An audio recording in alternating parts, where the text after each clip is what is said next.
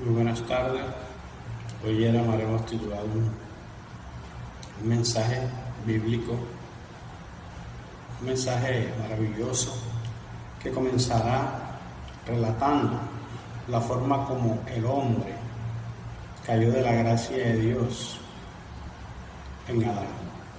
Y también estaré llevando delante de ustedes también todo lo que Dios hizo a través de su Hijo Jesucristo para poder restablecer la relación que se había perdido en Adán, debido a que Cristo es el segundo Adán. El primer Adán le falló a Dios, el segundo Adán le cumplió a Dios. Y no solamente hablaremos de estos dos personajes de la historia, como es el caso de Adán y también como en el caso de Cristo, sino que estaremos explicando al final de cómo esa relación por medio de Cristo fue restaurada, de cómo Cristo se convirtió en el puente para que nosotros nos acercáramos a Dios. Y claramente Dios nos ha dado ese privilegio maravilloso que no tuvo ninguno de los hombres piadosos en la antigüedad, como fue Abraham, como fue Isaac, como fue Jeremías, como fue Daniel. Todos esos hombres de Dios no tuvieron el privilegio que usted y yo tenemos en esta época. Por eso es necesario conocer la historia y cronológicamente hablando acerca de todo esto que Dios que Dios preparó en Cristo para restaurar esa relación perdida. Entonces, como la palabra del Señor dice claramente en el libro de Génesis, que Dios creó al hombre a su imagen, a imagen de Dios los creó, varón y hembra los creó. Él los colocó en el huerto del Edén para que le obedecieran, para que labraran ese lugar sagrado, ese lugar que Dios los colocó allí. Les provisionó todo, porque Edén significa delicia. Dios les dio todo a estos dos personajes, en este caso a Eva y a Adán.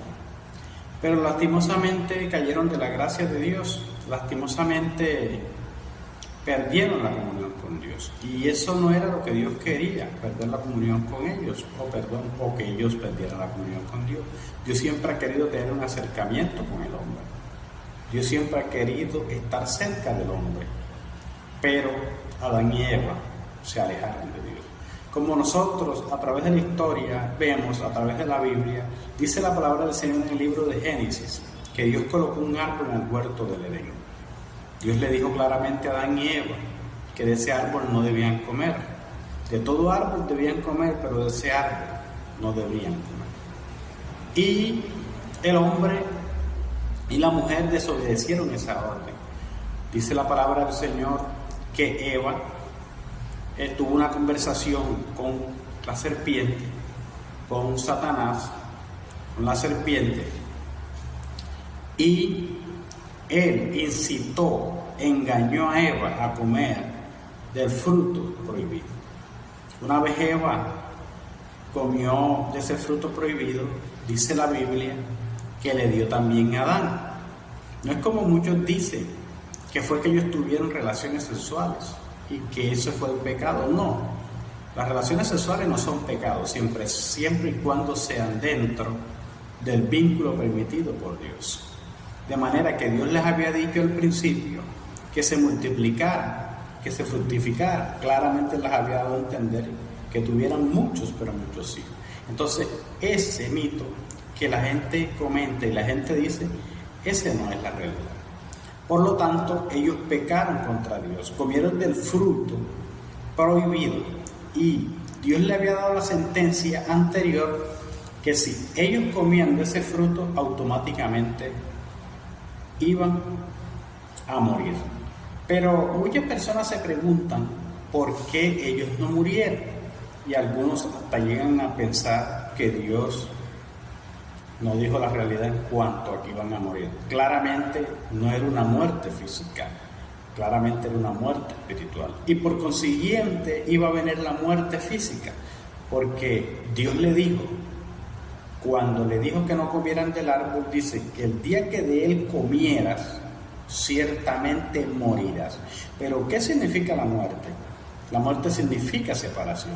Cuando una persona muere, normalmente que nosotros tenemos esa experiencia, que podemos ver que las personas mueren, los humanos, nosotros no podemos ver en el mundo espiritual lo que sucede, pero hay una separación, eso se llama muerte.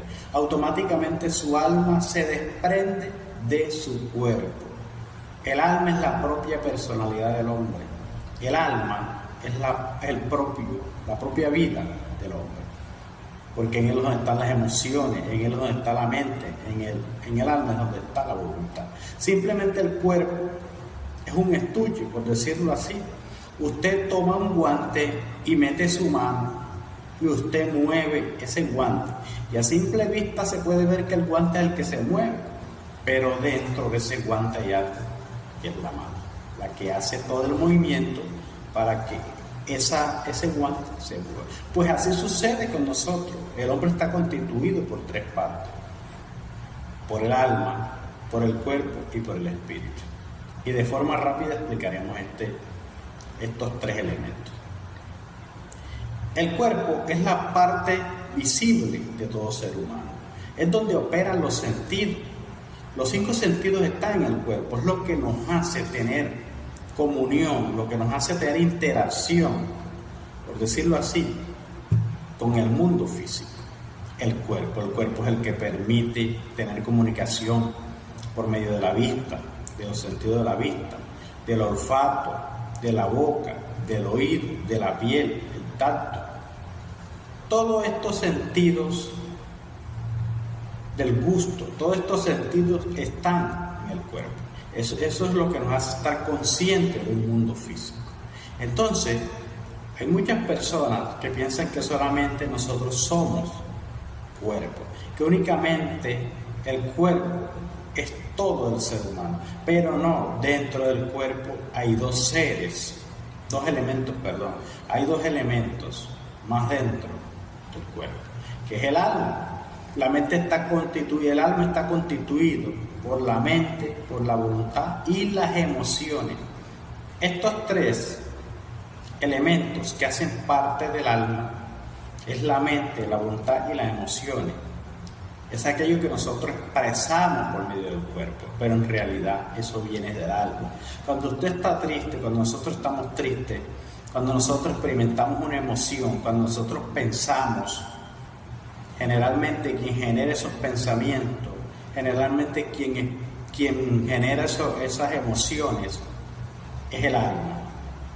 Se refleja en el cuerpo, lógico, porque el cuerpo es lo que tiene comunicación con el mundo físico. Entonces, el alma está constituido por estos tres elementos, que es la mente, la voluntad y las emociones. La mente es lo que permite pensar. Las emociones es aquello que nos permite expresar los sentimientos. Y también la voluntad es aquello que permite que nosotros podamos tomar decisiones. Eso está donde en el alma. Pero también hay una parte más profunda que es el espíritu.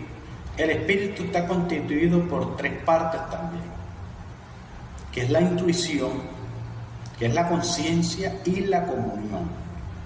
La intuición es la parte que Dios colocó para usted captar a Dios, para usted percibir a Dios. Así como la conciencia es aquello que nos permite autoevaluarnos cuando cometemos errores, cuando cometemos pecados, cuando cometemos algo malo. Sentimos una voz acusatoria interna que nos dice: hiciste mal. Esa es la conciencia. Y también la comunión es lo que nos hace estar conscientes de que Dios está con nosotros, de que podemos sentir que Dios está con nosotros. Esa es la comunión. Entonces, el ser humano no es solamente cuerpo, el ser humano es un ser más espiritual que físico. Pero este mensaje del cual estamos explicando lo llevaremos en otra ocasión. ¿Por qué estoy haciendo esto? Porque al principio yo había dicho que el hombre, al caer de la gracia de Dios, murió. Por eso Dios le hizo una grave advertencia a Adán. Y Adán era consciente y sabía claramente lo que Dios le había dicho. Dios le había dicho claramente a Adán que del día que comieras, ciertamente morirás. Ciertamente morirás. El día que tú comieras del árbol del cual yo te dije que no comieras, ciertamente morirás. En pocas palabras le dijo: Adán, el día que tú tocares este árbol, el día que tú comas de este árbol, automáticamente yo me voy a separar de ti, o tú serás separado de mi presencia. Pero fíjense ustedes que cuando Adán comió del árbol al cual Eva le dio de comer, Adán se alejó de Dios. Automáticamente ellos murieron. La comunión que ellos tenían con Dios fue cortada, fue quitada esa comunión. Y Adán y Eva pecaron, lastimosamente se separaron de Dios. Pero Dios es tan bueno y tan misericordioso que Dios vino delante de ellos, delante de Adán, delante de Eva, y los vino a visitar, como lo relata la palabra del Señor. Dice la palabra del Señor que Dios llegó y los llamó y ellos estaban escondidos. Entonces Dios le dio la sentencia a cada uno de ellos. En el caso de Adán, le dio su sentencia, a la serpiente le dio su sentencia y a Eva también le dio su sentencia. Entonces, la comunión con Dios se vio troncada por esta causa. Pero lo importante es que Dios vino a visitar al hombre, porque Dios no se alejó del hombre. Quien se alejó de Dios fue el hombre. Y por eso Dios, en su infinita misericordia, al ver que el hombre estaba perdido, al ver que el hombre ya estaba totalmente sin esperanza, al ver que el hombre había pecado, Dios tomó una decisión en Adán, en el huerto del Edén. Lo mandó sencillamente a salir del huerto del Edén, a él con él. Y ahí en adelante comenzó la frustración para la raza humana. De ahí en adelante comenzó el pecado a hacer estragos en la raza humana. Entonces el hombre no tenía esperanza. El hombre no tenía claramente esperanzas, porque ya el hombre estaba perdido. Pero Dios ideó un plan maravilloso, porque a pesar de que el enemigo, por medio de la serpiente, engañó a Eva y por consiguiente Eva le dio de comer al marido, en este caso a Adán, sabemos que por la palabra del Señor que Eva fue engañada, pero Adán no. Adán comió, Adán fue consciente y Eva fue engañada. Pero la comunión de ellos prácticamente quedó cortada. Pero Dios, en su infinita misericordia, viendo que el hombre ya había pecado y que ya la humanidad ya prácticamente estaba desbordada en el pecado, Dios ideó un plan y mandó a su Hijo Jesucristo a este mundo a morir por nosotros. Jesucristo, ese ser maravilloso que Dios envió a este mundo, porque nadie podía tomar la tarea esa de salvar la humanidad. Nadie podía salvar la humanidad, porque la humanidad, al estar separada de Dios, el hombre empezó a pecar y a pecar y a pecar, porque ese fue el camino que el hombre tomó. Pero cuando Jesucristo vino a este mundo, por eso dice la palabra del Señor, que Jesús vino a quitar de en medio el pecado. No dice la palabra del Señor que vino a quitar los pecados, no, porque los pecados son consecuencias del pecado. Por eso dice la palabra del Señor claramente que Él vino a quitar de en medio el pecado. ¿Cuál era el pecado? ¿Cuál fue el pecado de la humanidad? El pecado es estar separado de Dios. Y por estar separado de Dios, entonces que se originan los pecados. Jesucristo al venir se vino a convertir un puente, porque Él fue el que vino a reconciliar por medio de su sangre preciosa, derramada en la cruz del Calvario, vino a reconciliar a la humanidad.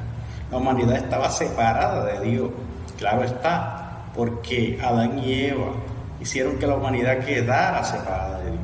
Pero la misericordia de Dios es tan grande que al enviar a su Hijo Jesucristo, como lo dice Juan 3:16, porque de tal manera amó Dios al mundo, que ha dado su Hijo unigénito, para que todo aquel que en Él cree no se pierda, mas tenga vida eterna. Entonces Jesucristo vino aquí a la humanidad. Por eso el Señor dice a través de Juan 3:16, como le acabamos de escuchar hace un momento, que fue tan grande el amor de Dios, dice la Biblia, que de tal manera amó Dios el mundo. Esa fue la frase que se usó en Juan 3:16 para mostrar tal magnitud, tal amor. Dios lo mostró. Y por eso el puente que es Jesucristo, para que la humanidad pudiera acercarse a Dios. Y esa es la oportunidad que Dios nos dio. ¿Por qué? Porque ya en Adán estamos perdidos. Por eso la palabra del Señor dice, en una de las cartas paulinas, en Adán todos mueren, mas en Cristo todos serán vivificados. Porque así como la muerte entró por un hombre, en este caso Adán, también la vida entró por otro hombre, Jesucristo. Entonces, Jesucristo vino a solucionar. Jesucristo vino a quitar del medio el pecado. Jesucristo vino a quitar el alejamiento que tenía el hombre con Dios. Vino a reconciliar al hombre con Dios. Y por eso Jesucristo en esta hora, en esta época, está reconciliando al hombre con Dios. Pero lastimosamente el hombre no lo ha entendido. El hombre no se quiere acercar a Dios, porque ven un Dios lejano, porque ven un Dios que está por allá lejos, un Dios que simplemente, según he escuchado de personas decir, no, pero es que Dios está allá arriba, Dios está allá en los cielos y la gente sufriendo. Si Dios existiera, la gente no sufriera. Si Dios existiera, la gente claramente no hubiera guerra, no hubiera hambre, no hubiera terremoto, no hubiera una cosa, no hubiera otra, si verdaderamente Dios existiera. Pero Dios sí existe. Y todo lo que nos rodea fue creado por Dios. Por eso dice la palabra del Señor que el cielo y la tierra son de Dios, el mundo y todo lo que en ellos hay es de Dios. Entonces, nosotros no podemos decir que Dios no existe, o que Dios no escucha, o que Dios no ve la necesidad del hombre, solamente porque estamos viendo las consecuencias del pecado del mismo hombre. Entonces, Dios sí ideó un plan a través de Jesucristo. Dios sí ideó un plan. Hay una historia que muestra la realidad de que no depende de Dios, sino depende del hombre. Porque claramente desde el principio quien se alejó de Dios fue el hombre. Y por consiguiente el hombre es quien debe acercarse a Dios. Pero fíjense usted la maravilla de Dios, que Dios es quien ha venido a reconciliar a la humanidad. Hay una historia que es la historia del barbero, algunos la conocen, pero es una historia que muestra claramente de que Dios sí existe y que somos nosotros los humanos los que no queremos acercarnos a Dios. La historia del barbero dice que un hombre fue a una barbería a cortarse el pelo y recortarse la barba. Mientras el barbero hacía su oficio, entabló una amena conversación con él. Hablaban de muchas cosas y tocaron varios temas. De pronto surgió el tema de Dios. El cliente era muy creyente. Mientras el barbero tenía muchas dudas, el barbero dijo: fíjese, caballero, que yo no creo que Dios exista. ¿Pero por qué dice usted eso?, preguntó el cliente. Pues es muy fácil, basta con salir a la calle para darse cuenta que Dios no existe. O dígame, ¿acaso si Dios existiera, habrían tantos enfermos? ¿Habría niños o niñas abandonados o huérfanos? ¿Existieran tantas armas potentes como para hacer desaparecer la humanidad? ¿Existiera el cáncer, la diabetes y otras enfermedades terminales que están acabando con la humanidad? Si Dios existiera, no habría sufrimiento ni tanto dolor. Yo no puedo pensar que exista un Dios que permita todas estas cosas. El cliente se quedó pensando, pero no quiso responder para evitar una discusión inútil en ese momento. El barbero terminó su trabajo y el cliente salió del negocio. Nada más para salir de la barbería, observó en la calle un hombre con la barba y el cabello largo. Al parecer hacía mucho tiempo que no se lo cortaba y se veía muy desarreglado. Entonces, de nuevo a la barbería le dijo al barbero, y le dijo al barbero, perdón, ¿sabes una cosa? Los barberos no existen. ¿Cómo que no existen?, preguntó el barbero. Si aquí estoy yo soy tu barbero. No, dijo el cliente, no existen porque si existieran no habría personas con el pelo y la barba tan larga como la de este hombre que va por la calle. Los barberos sí existen, lo que pasa es que esas personas no vienen hacia mí. Exacto, dijo el cliente, ese es el punto. Dios sí existe. Lo que pasa es que las personas no van a Él y no le buscan. Por eso hay tanto dolor, maldad y miseria. Entonces, esta enseñanza, esta historia nos relata la realidad. Muchas personas dicen que Dios no existe simplemente porque Dios no les resuelve sus problemas o porque ellos no se acercan a Dios o utilizan otros medios para acercarse a Dios. Pero nosotros, a través de las Escrituras, nos damos cuenta que Dios sí existe. Dios sí existe. Lo que pasa es que hay una barrera en medio de Dios y del hombre, y es el pecado. Y Dios tiene que quitarlo de en medio. Pero para nosotros poder tener comunión con Dios, o para nosotros poder ir a Dios, o para nosotros poder entablar una conversación con Dios o tener esa comunión íntima con Dios, tenemos que aceptar a su Hijo Jesucristo. Dice la palabra del Señor en el libro de Juan, la primera de Juan: a los suyos vino, mas a los suyos no le recibieron, mas a todo aquel que le recibió le constituyó ser hijo de Dios. Entonces hay que aceptar a Jesucristo. Hay que aceptar la persona de Jesucristo. ¿Para qué? Para que automáticamente haya comunión con Dios. Si usted no acepta a Jesucristo como Señor y Salvador de su vida, no podrá entablar una comunión con el Señor, con el Padre Celestial. Tiene que aceptar a su Hijo. Pero aquí, a través de este mensaje, vamos a llevar a ese tema de cómo nosotros podemos acercarnos a Dios, de cómo nosotros podemos ser escuchados por Dios, de cómo podemos ir a la presencia de Dios. Porque la presencia de Dios no es visible. Por eso le decía al principio que nosotros los seres humanos no solamente somos físicos, sino también somos espirituales. Y somos más espirituales que físicos.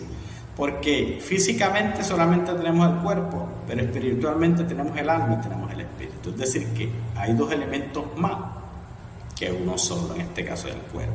Entonces, Dios a nosotros nos ha dado la oportunidad de acercarnos a Él. Dios, a través de Jesucristo, nos ha hecho el puente para acercarnos a Dios. Pero hay una serie de requisitos que debemos de cumplir. Lógicamente, como la historia, la humanidad no se acerca a Dios. Quieren que Dios les responda. Quieren que Dios les resuelva sus problemas. Quieren que Dios de pronto les dé dinero. Que Dios de pronto les sane una enfermedad. Que Dios les resuelva un problema. Que Dios haga una cosa. Que Dios haga otra. Y eso no está mal. Dios está interesado en hacerlo. Pero muchas veces se pide de una forma errónea. Muchas veces nos acercamos a Dios aparentemente de una forma incorrecta. Entonces, Dios creó el puente, pero usted tiene que tomar ese puente. Si usted no toma ese puente, lastimosamente no puede acercarse a Dios. Hay muchas personas, y no estoy criticando, porque esta no es la idea de esta prédica. La idea de esta prédica es que usted obtenga el conocimiento para acercarse a Dios. No estamos criticando a nadie, ni murmurando de nadie, ni diciendo que fulano hace eso. No, esa no es la idea. La idea es predicar y compartir el Evangelio de Jesucristo. para brindar conocimiento. Entonces, el hombre quedó separado de Dios, pero Dios permitió que el hombre se acercara a él a través del puente. Por lo tanto, no hay otro puente al que acercarnos a Dios. Nadie puede hacer ese puente. Ninguno, ni siquiera los apóstoles que fueron piadosos, que fueron hombres que se consagraron a Dios, ni Pablo, ni Mateo, ni Marcos, ni Juan, ni David, ni de esos que fueron personajes de la historia antigua, Samuel, que fue un hombre que se consagró a Dios aún desde el vientre de su madre, lo consagró su madre Ana. Ninguno de ellos puede crear el puente hacia Dios, por una sencilla razón, amigo y amiga, porque ellos no murieron en la cruz del Calvario, ellos no entregaron la vida por la humanidad, ellos no derramaron la última gota de sangre en la cruz del Calvario. Ninguno de ellos puede crear el puente, ninguno de ellos puede hacer el puente hacia Dios, por una sencilla razón, como decíamos hace un momento, porque ellos no murieron por la humanidad, ellos no vinieron del cielo a morir por la humanidad. Claro está, hago un paréntesis, solamente para que la humanidad fuera salva tenía que ser un personaje que debía morir y tenía que cumplir unas características que ningún otro las podía cumplir. Y si usted no sabe esto, puede aprender de ello. ¿Cuáles eran las características?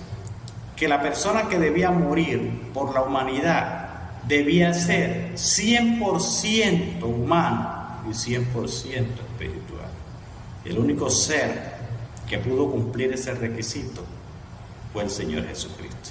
Más nadie. Los apóstoles no podían cumplir ese requisito por una sencilla razón, porque los apóstoles eran humanos. Tampoco lo podía cumplir la misión un ángel, porque un ángel era 100% espiritual. De manera que había un desequilibrio entre los humanos y los espirituales. Pero Jesucristo vino a este mundo porque Él se convirtió en humano, pero Él era también espiritual. Entonces, el único inmaculado, el único que no tenía pecado, porque sencillamente el hombre no podía salvar al otro hombre, porque el hombre había caído en el caos, porque el hombre había pecado contra Dios, porque el hombre había claramente violado la ley de Dios, y por eso el hombre no podía salvar al otro hombre. Tenía que existir otro hombre diferente a Adán. Por eso Jesucristo, como relatamos al principio, Jesucristo es el postrer Adán. Eso significa que Jesucristo es el último Adán, y por ser el último Adán tenía, por decirlo así, la solución para salvar a la humanidad. Aquel primer hombre le falló a Dios, el segundo hombre le cumplió.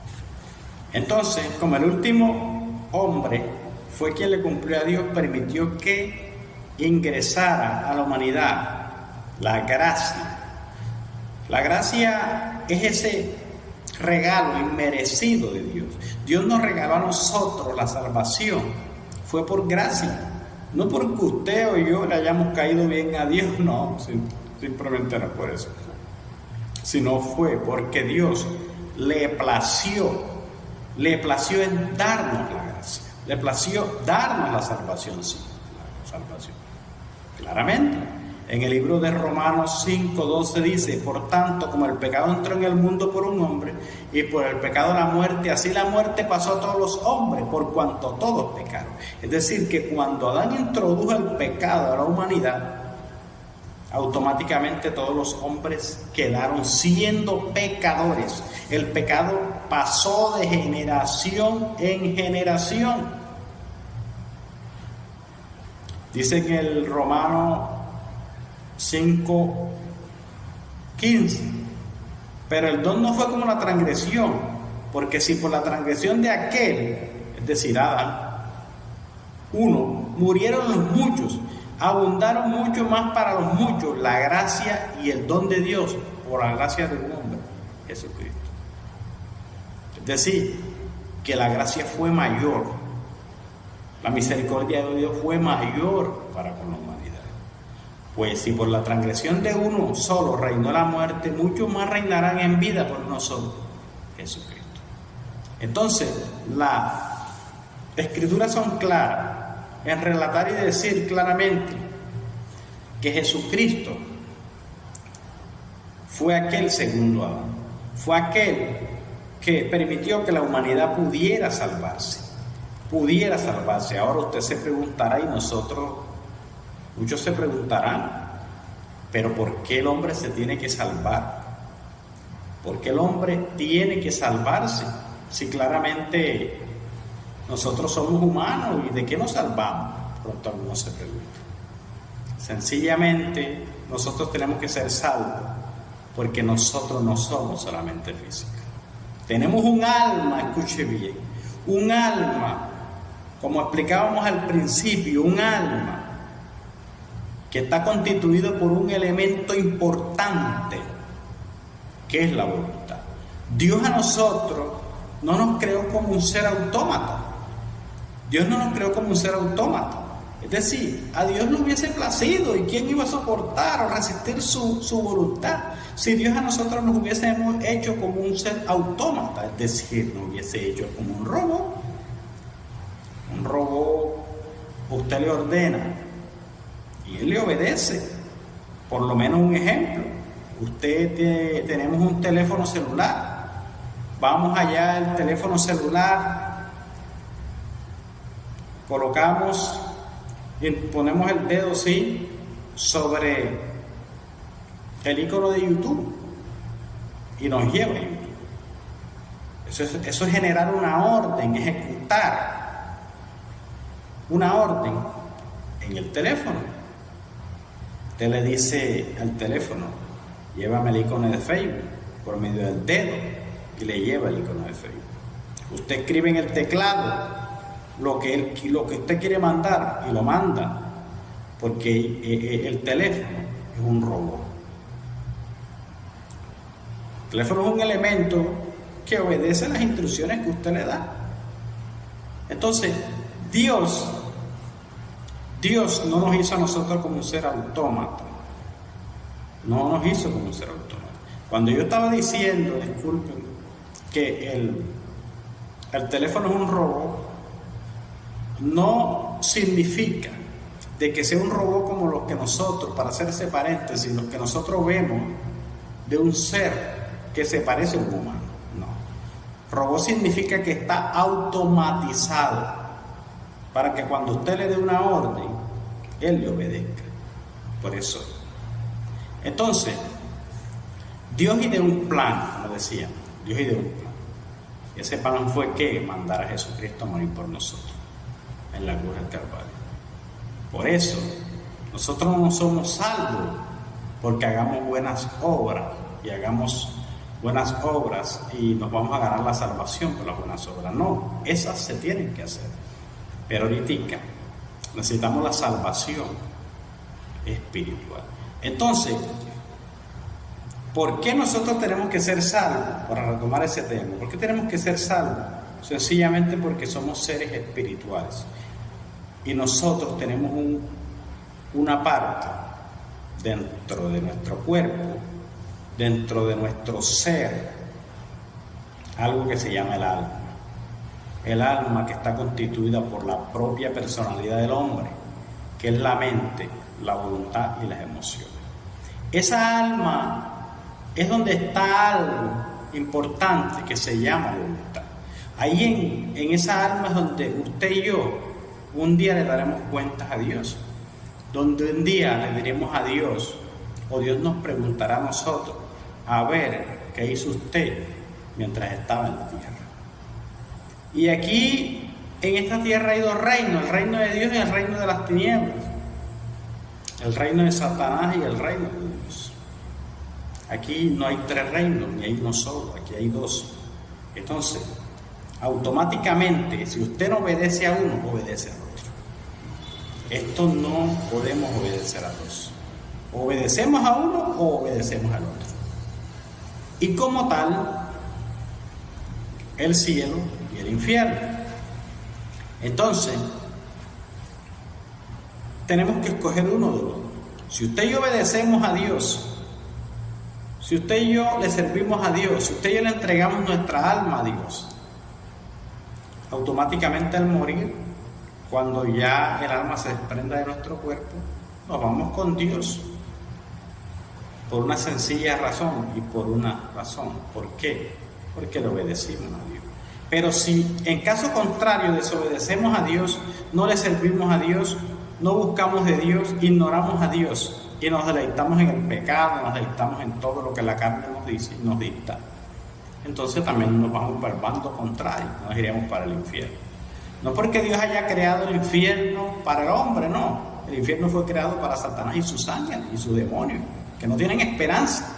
Pero lastimosamente el ser humano, como ha escogido el camino ancho, como ha escogido el camino de perdición, Dios no tiene culpa, porque Dios no creó al hombre. Perdón, no creó al hombre, no creó al hombre para echarlo en el infierno, o no creó el infierno para echar al hombre, no. Dios no lo hizo. Dios hizo el infierno por una sencilla razón, para echar a Satanás y sus ángeles. Pero todos aquellos que sigan al diablo, lo obedezcan al diablo, tienen que irse con él automáticamente. Bueno, entonces Dios quiere restaurar esa comunión. Y hoy vamos a hablar precisamente, ahora último del mensaje, vamos a hablar de cómo nosotros nos podemos acercar a Dios. Claramente tenemos un privilegio de acercarnos a Dios. En el Antiguo Testamento, Dios mandó a crear a Moisés un tabernáculo. No vamos a hablar profundamente del tabernáculo, simplemente del tema que nosotros llevamos. Dentro de ese tabernáculo, Dios mandó a construir 3 lugares: el atrio, el lugar santo y el lugar santísimo. Esos 3 lugares estaban dentro del tabernáculo. Vamos a poner un ejemplo.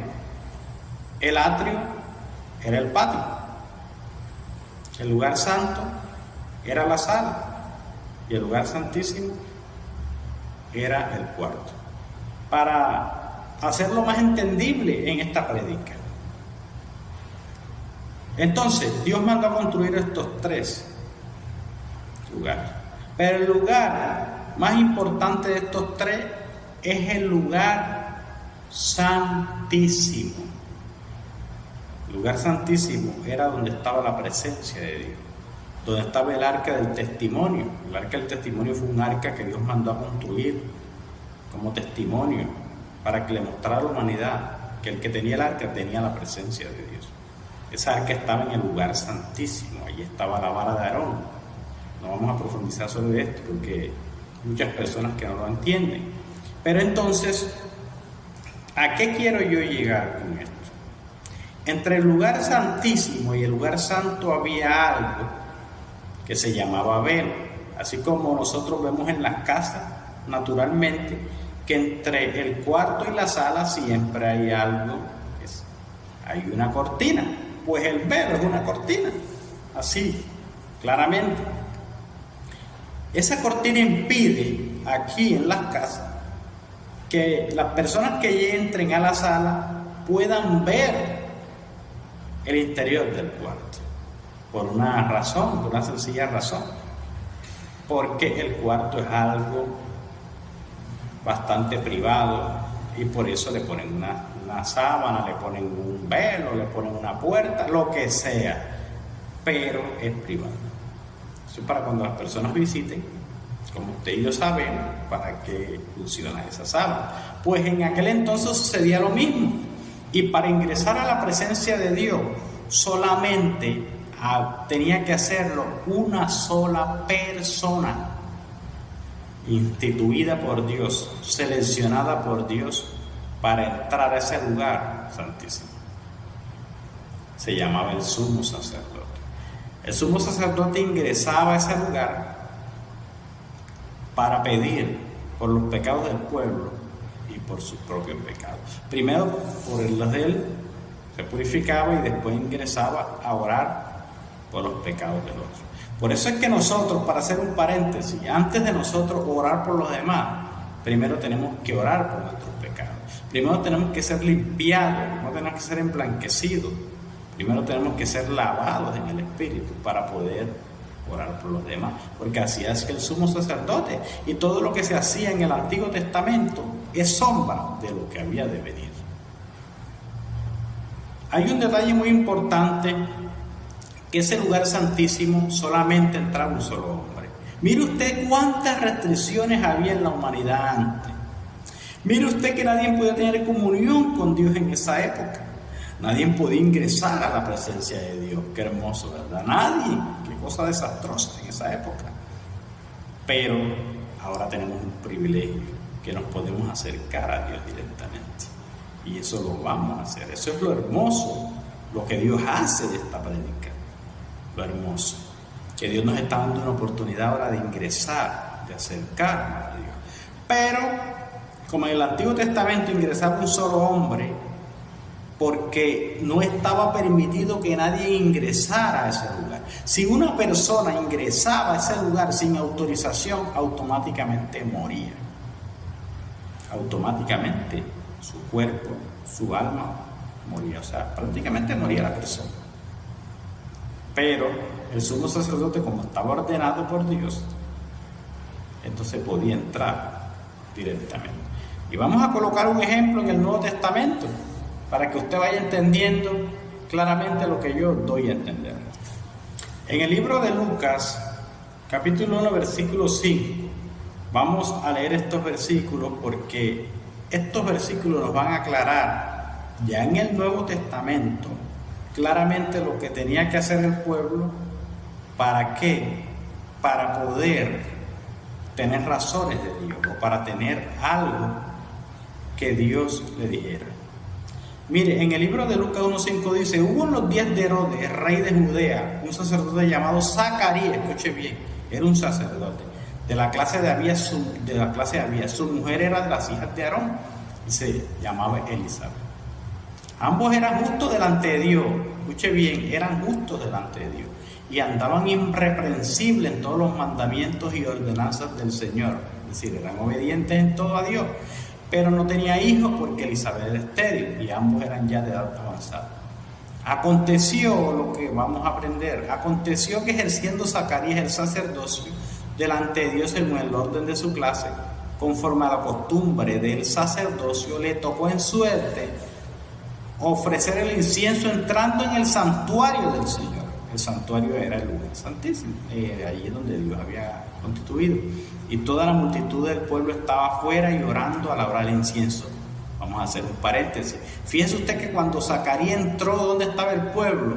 El pueblo estaba afuera. El único que tenía el privilegio de ingresar al lugar santísimo, a la presencia de Dios, era Zacarías. El pueblo no podía ingresar a la presencia de Dios. Y dice: y toda la multitud del pueblo estaba afuera orando a la hora del incienso. Y se le apareció un ángel del Señor puesto en pie a la derecha del altar, y se turbó Zacarías al verle y le sobrecogió temor. Entonces, para no seguir la lectura y hacer más largo este mensaje, le mostramos claramente esa parte en el Nuevo Testamento, que nadie podía ingresar a la presencia de Dios. Únicamente Zacarías, porque estaba ordenado, había sido seleccionado por Dios. Pero mire usted, hay algo curioso en esto, que Zacarías ingresó allá, tuvo una visión.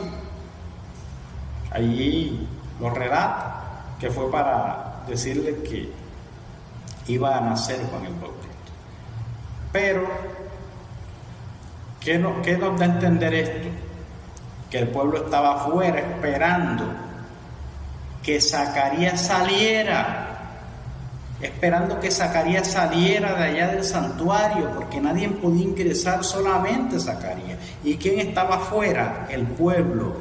El pueblo es la cantidad de personas que estaban allí afuera. Por eso se llama pueblo, porque no era una ni dos personas, sino era el pueblo, o sea, una población.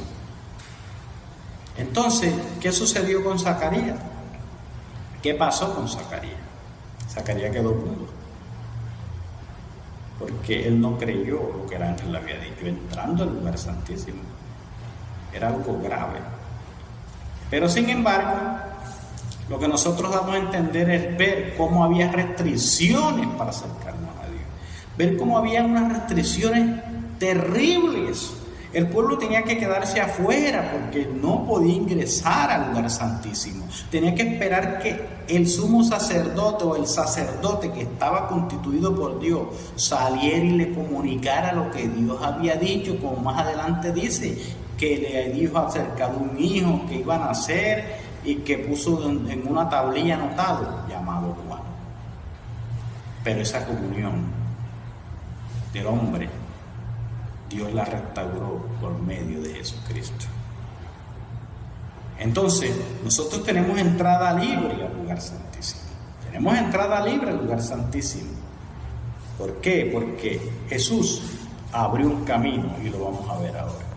Miren lo que dice en el libro de Hebreos 10.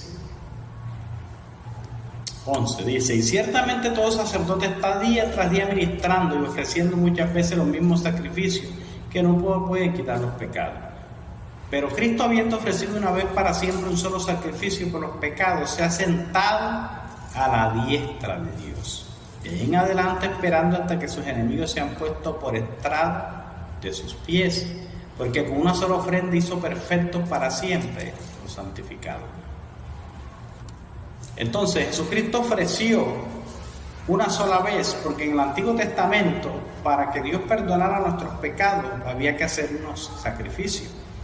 En este caso, había que matar un cordero, degollarlo, y la culpa del ser humano o de aquel que ofrecía el sacrificio, el que degollaba el cordero, automáticamente pasaba la culpa hacia el cordero que no tenía pecado, sino que era un animal que no tenía pecado. Entonces, por consiguiente, el pecado de la persona que hacía el sacrificio se transfería. Por eso es que aquí dice que Cristo, habiendo ofrecido una vez para siempre un solo sacrificio por los pecados, se ha sentado a la diestra de Dios. Cristo ofreció un solo sacrificio, porque los sacerdotes hacían miles de sacrificios, pero Cristo ofreció un solo sacrificio, porque Él fue el cordero inmolado, Él fue el cordero sacrificado. Dice la palabra del Señor en el libro de Isaías, que como un cordero fue llevado al matadero, mudo, no dijo nada, Él sufrió por la humanidad. Allí en las películas que dan acerca de Jesús muestran a un Jesús maltratado, a un Jesús con todo su cuerpo herido, con todo su cuerpo terriblemente herido, pero la Biblia lo dice claramente que su parecer no parecía de un ser humano. Por lo menos usted ve en esas películas que parece Jesús allí, porque es una imitación esas películas. Muestran a Jesús que por lo menos se le ve la cara, se le ve el rostro, se ve hinchazón, pero eso no es la realidad completa. La Biblia lo dice en el libro de Isaías que su rostro no parecía el de un ser humano. Fue molido por nuestros pecados. Él quedó desfigurado totalmente. Eso le tocaba a nosotros padecer. Eso nos tocaba a nosotros sufrir por ese pecado. Pero Dios en su infinita misericordia nos proveyó a Jesucristo, el Señor. Aleluya. ¿Para qué? Para poder ser salvo. Y a través de esa muerte restauró la comunión que el hombre había perdido en Adán. El hombre había perdido esa comunión claramente. Por eso aquí en Hebreos 10:17 dice, en el 16, dice: este es el pacto que haré con ellos después de aquellos días, dice el Señor. Pondré mis leyes en sus corazones y en sus mentes las escribiré. Y añade: y nunca más me acordaré de sus pecados y transgresiones. Es decir, que Dios nos perdonará, y del pecado que nosotros hemos cometido anteriormente le hemos pedido perdón, ya no se acuerda. Pues donde no hay remisión de esto, no hay más ofrenda por el pecado. Entonces, remisión, que es rescate. Entonces Dios nos rescató a nosotros. Por eso en el capítulo de Hebreos 10:19 dice: así que hermanos, teniendo libertad para entrar en el lugar santísimo por la sangre de Jesucristo. Nosotros tenemos libertad para entrar a la presencia de Dios, amigo. Nosotros tenemos libertad para ingresar directamente a la presencia de Dios. Ya no era como antes, que no podíamos ingresar, que no podíamos entrar a la presencia de Dios. Ahora tenemos vía libre para entrar a la presencia de Dios. Usted no necesita un intermediario, usted no necesita un muerto para ingresar a la presencia de Dios. Algunos dicen: no, pero es que Pedro, Pablo, ellos fueron piadosos, hijos de Dios, y ellos un día murieron y nosotros tenemos que pedirle a ellos para que ellos le pidan a Jesucristo o intercedan por nosotros ante Dios. No. La Biblia dice que hay un solo mediador entre Dios y los hombres, y es Jesucristo. No hay otro. No hay otro mediador. No hay otro. Ni siquiera la Madre de Jesús puede mediar por nosotros. ¿Por qué? Por una razón, sencilla razón. ¿Por qué? Porque ya no murió por nosotros. Quien murió por nosotros fue Jesús en la cruz del Calvario. Pedro no murió. Juan no murió. Pablo no murió por nosotros. Quien murió fue Jesucristo. Y el que murió fue el que creó el puente para ingresar a la presencia de Dios. Por eso dice: así que hermanos, teniendo libertad para entrar en el lugar santísimo por la sangre de Jesucristo, por el camino nuevo y vivo que Él nos abrió a través del velo, esto es de su carne. Yo quiero hacer un paréntesis hermoso aquí. Quiero explicarles algo maravilloso y curioso que hay aquí. Aquí nos está hablando un camino nuevo, dice: por el camino nuevo y vivo, escuche bien, y vivo. ¿Por qué es vivo? Porque Jesucristo es el puente y Él está vivo. Por el camino nuevo. ¿Por qué un camino nuevo? Porque ese camino no existía. Recuerde que cuando Adán murió en la cruz del Calvario, cuando Adán pecó contra nosotros, cuando Adán pecó en el huerto del Edén, prácticamente transfirió todo ese pecado hacia nosotros, en contra de nosotros prácticamente. Entonces se cerraron todas las posibilidades, no había camino, no había entrada a Dios, todo se había cerrado. Dios echó a Adán con Eva de ahí del huerto del Edén, lo echó afuera y ya no había más oportunidad. Pero dice la Biblia que Él nos abrió un camino nuevo, por el camino nuevo, ¿verdad? Porque nunca existió, y vivo, porque Jesucristo es el camino, que Él nos abrió a través del velo. Aquí hay algo que yo quiero mostrarles a ustedes en la palabra del Señor, a ver, en el momento exacto cuando ese velo fue cortado. Exactamente en el libro de Mateo 27:50 claramente muestra la muerte de Jesús. Pero vamos a ver cuál fue el camino que Dios abrió a través de Jesucristo, por medio de su sangre, por medio de su muerte. Vamos a ver qué camino abrió, y lo leemos aquí en el libro de Mateo 27:50. Mas Jesús, habiendo otra vez clamado a gran voz, entregó el espíritu, es decir, murió. Y he aquí hay algo importante, y he aquí el velo del templo se rasgó en dos de arriba abajo. El velo del templo, el velo que había entre el lugar santísimo con el lugar santo, se rompió. Ese fue el camino que Dios hizo. Es decir, ya no hay restricciones para buscar a Dios. Ya no hay restricciones para acercarnos a Dios. Ya no hay restricciones para ir hacia Dios. ¿Por qué? Porque Jesucristo abrió el camino nuevo, abrió un camino vivo. ¿Para qué? Para ir directamente a Dios, sin intermediarios, amigo o amiga, sin intermediarios. Y Él, claramente, al nosotros acercarnos a Dios, confiando en Dios, automáticamente entramos y podemos hallar la presencia de Dios. Mire usted que en los días de Zacarías, como decíamos anteriormente, Zacarías estaba dentro del sacerdocio, dentro del lugar santísimo, y el pueblo estaba afuera. Pero ¿qué dice aquí ¿Qué separaba a Zacarías del pueblo? El velo. El velo separaba a Zacarías del pueblo. El velo. Entonces, Zacarías era separado del pueblo por el velo. Ese era el que impedía que la gente entrara al lugar santísimo o a la presencia de Dios. Pero ¿qué acabamos de leer? Leímos que Dios abrió un camino nuevo y vivo a través del velo, es decir, que se rompió el velo por la mitad. Con la muerte de Jesucristo, Jesucristo estaba diciendo: la humanidad, ustedes pueden acercarse a mí directamente, no necesitan sacerdotes, no necesitan intermediarios, no necesitan muertos, no necesitan nada para acercarse a la presencia de Dios, pueden hacerlo libremente. Pueden acercarse a Dios libremente. Qué hermoso, ¿verdad? Que Dios se deja hallar por nosotros. Qué hermoso que Dios permita que en su infinita misericordia podemos acercarnos a Dios.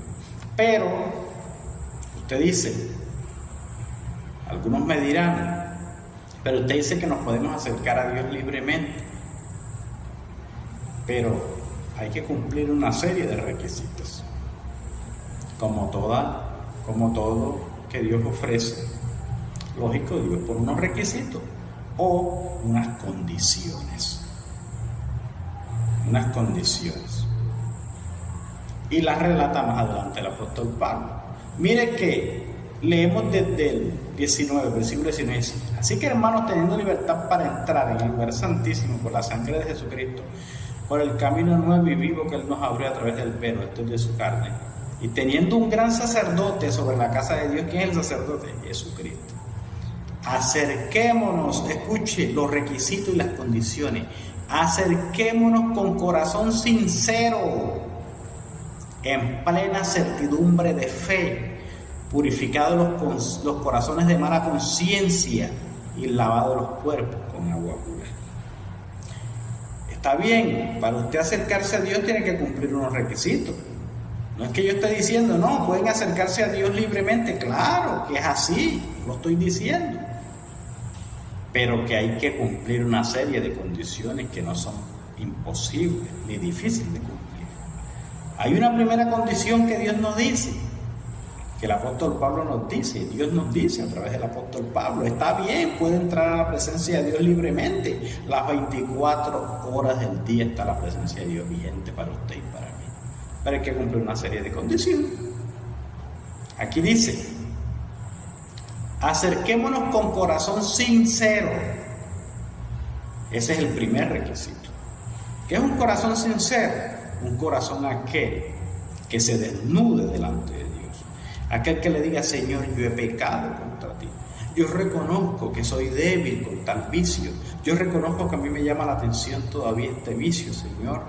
Yo peco contra ti en esta área, Señor. Sí reconozco, pero he venido ante ti a confesarte, Señor. He venido ante ti a decirte, Señor, un corazón sincero, en plena certidumbre de fe. Otro requisito: cuando usted se acerca a Dios sinceramente, usted tiene que tener fe, o esa fe automáticamente, cuando usted se acerque, porque usted tiene fe de que Dios está allí. Dice la Biblia en el libro de Hebreos: el que se acerca a Dios crea que Él está allí y que es galardonador de los que le buscan. Entonces, primero que todo hay que acercarse a Dios. ¿A quién? A pedirle por nuestros pecados. Como dice la palabra del Señor, que el sumo sacerdote primero pedía por los pecados de él y luego por los del pueblo. El primero tenía que limpiarse él. Entonces, cuando nosotros nos acercamos a Dios de forma sincera, es porque vamos a confesarle nuestros pecados a Dios. No somos perfectos. Necesitamos confesarle los pecados a Dios. ¿Para qué? Para que Él nos purifique, para que no haya nada que tronche nuestra comunión con Dios. Y de fe, que al acercarnos a Él en plena certidumbre, que debemos tener la certeza, la seguridad, la convicción de que Dios, cuando yo me acerque a Él en un cuarto, en la sala, donde sea, Él va a estar allí para escuchar mi oración. Y dice que tenemos que ser purificados los corazones de mala conciencia. ¿Qué es tener una mala conciencia? Una mala conciencia es aquella conciencia cauterizada por el pecado, que sabe que está pecando, pero que lo deja pasar por alto o simplemente no le importa de pecar. Esa es mala conciencia. ¿Qué es una mala conciencia? Una mala conciencia es aquella conciencia que no siente nada, que no siente redarguir cuando comete un pecado. Lo normal es que una persona al pecar debe sentir que hizo mal, por la conciencia. Pero si no lo siente es porque hay mala conciencia. Recordemos allá lo que decía al principio, que ese es uno de los 3 elementos del espíritu: la conciencia, la intuición y la comunión. Entonces, si tenemos mala conciencia, que eso está en el espíritu del hombre, la mala conciencia simboliza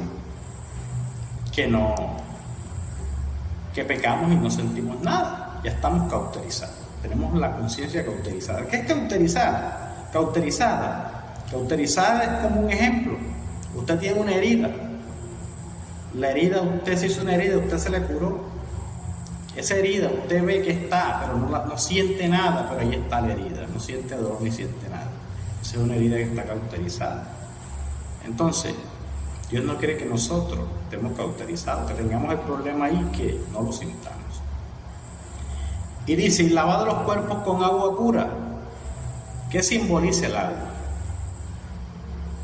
El agua simboliza la palabra de Dios. La palabra de Dios es la que nos purifica. Y para hacerle un pequeño resumen rápido, en el Antiguo Testamento, los sacerdotes, había una tina grande en el lugar santo, y allí había una tina grande de agua, y donde había unos grandes espejos, y allí se lavaban antes de entrar al lugar santísimo. O sea que tenemos que ser lavados primero antes de entrar al lugar santísimo. Entonces, ya tenemos vía libre al lugar santísimo. Esos son los requisitos. Dios nos dice que nos acerquemos libremente a la presencia de Dios. Libremente, no necesitamos intermediarios, no necesitamos a nadie para acercarnos a la presencia de Dios. Usted únicamente tiene que cumplir estos requisitos: confesar a Dios sus pecados, tener fe de que Dios está allí cuando usted se arrodille. Hay que purificar esos corazones de mala conciencia. Señor, quita, Dios mío, si mi alma está cauterizada, si cuando peca contra ti no siento. Señor, quita eso, que yo sienta el dolor de haberte ofendido. Y lavarnos por medio del agua del Espíritu, por medio del agua de la palabra de Dios. Vamos a orar. Señor, en esta hora yo te bendigo y te exalto, te glorifico. Gracias, Señor, por esta oportunidad que tú me has dado, Señor, de compartir este mensaje, Señor. Mira cuántos de ahora en adelante van a escuchar este mensaje en esta red. Te pido de una manera especial que los ayudes, Señor. Te pido de una manera especial que los fortalezca, que les dé fuerza, Señor, porque tú eres el gran yo soy. Tú eres el Dios de misericordia, tú eres el Dios de amor, el Dios fuerte, el Dios temible, el Dios maravilloso, el que opera, el que obra, el que hace milagros, el que hace proeza, el que hace prodigio, el que hace señal. Tú eres el Dios santo y el Dios misericordioso. Por eso ahora en este momento, Señor, te pido, Señor, que tú toques a cada persona que está aquí orando. Si usted está escuchando este mensaje, si usted está escuchando esta grabación, yo le voy a decir, para que usted repita esta oración, voy a decir: Señor Jesús, en esta hora te pido perdón por todos mis pecados. Te acepto como mi Señor y Salvador de mi alma. Te recibo como mi Padre. Recíbeme como tu Hijo. Escribe mi nombre en el libro de la vida y no lo vuelvas y no lo borres jamás. Amén.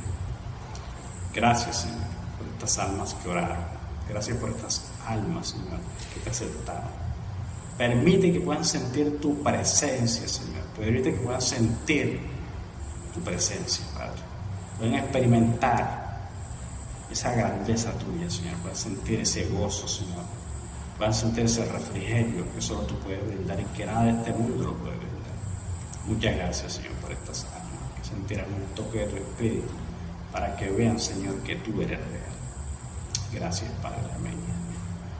Los despedí, me despido de ustedes y disculpen algunos errores que cometa dentro de esta grabación, pues primera vez que lo hago aquí delante de esta red social, y seguiremos avanzando en otros mensajes más adelante cuando Dios permita que yo pueda dar estos mensajes, unos mensajes futuros que muy pronto lo volveré a traer, sea pregrabado o sea en vivo. Entonces Dios le continúe bendiciendo.